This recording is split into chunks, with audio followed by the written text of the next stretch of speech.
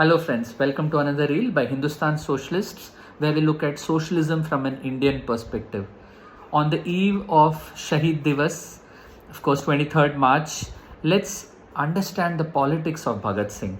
We know on 23rd March what happened. Bhagat Singh, Sukhdev, Rajguru were the gallows and they were hanged. After that they became eternal in the minds of millions and millions of Indian youth.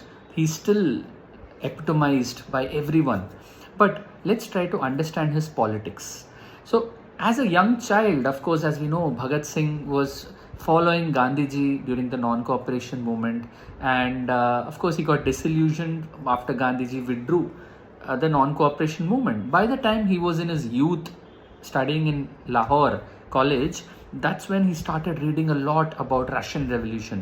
1917 was when the Russian Revolution had happened. It was very fresh in the mind of all the revolutionaries. First time in history, a group of workers and peasants had come together and they had overthrown the Tsar or the king of the Romanov dynasty, which had ruled for hundreds of years, and it was almost impossible to defeat it. But the circumstances of the First World War, the organization of Lenin had helped the Bolsheviks basically to seize power, and hence the Soviet Union was formed. This left a deep impression in all the revolutionaries, and Bhagat Singh had been reading extensively on Lenin, on Marx, Trotsky, so he was very much influenced by Marxism.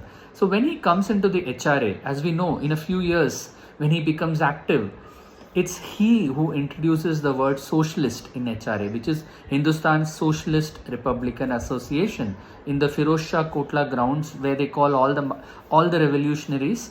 That's when they make their ideology clear of establishing a socialist republic.